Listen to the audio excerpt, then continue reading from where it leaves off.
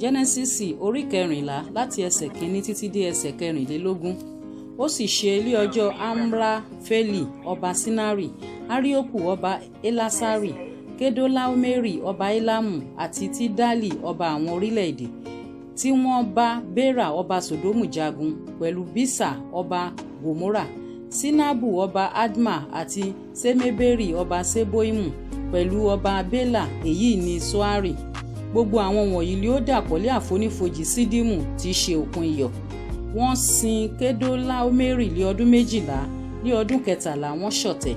Ní ọdún 14 ni Kedolaomeri wá àti àwọn ọba tí ó wà pẹ̀lú rẹ̀. Wọ́n kọlu àwọn Refaimu ní Asteroti Kainaimu àti àwọn Susimu ní Kamu àti àwọn Emimu ní pẹ̀tẹ́lẹ̀ Kiriataimu àti àwọn ará Hori ní òkè Seiri wọn títí ó fi dé igbó Parani tí ó wà níhà ijù. Wọ́n sì padà wọ́n sì wá sí Emispati, èyí ni Kadesi. Wọ́n sì kọlu gbogbo oko àwọn ará Amaleki àti àwọn ará Amori tí ó tẹ̀dó ní Hasesotamari pẹ̀lú. Ọba Sodomu sì jáde àti ọba Gomora àti ọba Adma àti ọba Seboimu àti ọba Bela, èyí ni Soari.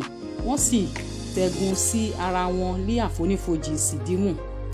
Kedolaomeri ọba Elamu àti sí Tidali ọba àwọn orílẹ̀-èdè àti Afrafeli ọba Sinari àti Arioku ọba Elasari ọba 4 sí 5. Àfonífojì Sídímù sì jẹ́ kìkì kòtò ọ̀dà ilẹ̀. Àwọn ọba Sodomu àti ti Gomora sá, wọ́n sì ṣubú níbẹ̀. Àwọn tí ó sì kù sá lọ sí orí òkè. Wọ́n sì kó gbogbo ẹrù Sodomu òun Gomora àti gbogbo oúnjẹ wọn, wọ́n sì bá tiwọn lọ. Wọ́n sì mú Lọ́ọ̀tì ọmọ arákùnrin Abrahamu tí ń gbé Sodomu, wọ́n sì kó ẹrù rẹ̀, wọ́n sì lọ. Ẹnìkan tí ó sá àsálà dé, ó sì rò fún Abrahamu Heberu nì. Ó ń ṣàǹtẹ̀dó ní igbó Mamri ará Amori arákùnrin Eskoli àti arákùnrin Aneri. Àwọn wọ̀nyí ni ó ń bá Abrahamu ṣepọ̀. Nígbà tí Abrahamu gbọ́ pé a di arákùnrin òun ní ìgbèkùn, ó kó àwọn ọmọ ọ̀dọ̀ rẹ̀ tí a ti kọ́ tí a bí ní ilé rẹ̀ jáde, 490 ènìyàn ó dín 2, ó sì lépa wọn dé Dani. Ó sì pín ara rẹ̀ òun pẹ̀lú àwọn ọmọ ọ̀dọ̀ rẹ̀ sí wọn ní òru, ó sì kọlù wọ́n, ó sì lépa wọn dé Hoba tí ó wà ní apá òsì Damasku. Ó sì gba gbogbo ẹrù náà padà, ó sì gba Lọ́ọ̀tì arákùnrin rẹ̀ padà pẹ̀lú, àti ẹrù rẹ̀ àti àwọn obìnrin rẹ̀ àti àwọn ènìyàn. Ọba Sodomu sì jáde lọ ìpàdé rẹ̀ ní àbọ̀ ìṣẹ́gun Kedolaomeri àti àwọn ọba tí ó pẹ̀lú rẹ̀ ní àfonífojì Safe tí í ṣe àfonífojì ọba. Mekisedeki ọba Salemu sì mú oúnjẹ àti ọtí wáìnì jáde wá, òun á sì máa ṣe àlùfáà Ọlọ́run ọ̀gá ògo.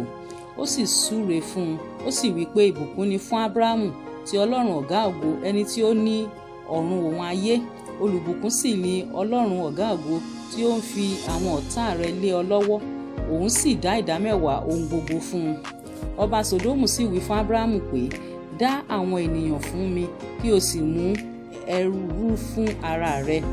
Abrahamu sì wí fún ọba Sodomu pé, mo ti gbé ọwọ́ mi sókè sí Olúwa Ọlọ́run ọ̀gá ògo tí ó ní ọ̀run òun ayé, pé èmi kì yóò mú láti fọ̀ràn òwú títí dé òkun bàtà, àti pé èmi kì yóò mú ohun kan tí í ṣe tìrẹ, kí ìwọ kí ó má bàa wí pé mo sọ Abrahamu di ọlọ́rọ̀, bí kò ṣe kìkì èyí tí àwọn ọ̀dọ́mọkùnrin ti jẹ́, àti ìpín tí àwọn ọkùnrin tí ó bá mi lọ, Aneri, Eskoli àti Mamre, jẹ́ kí wọn kí ó mú ìpín tiwọn.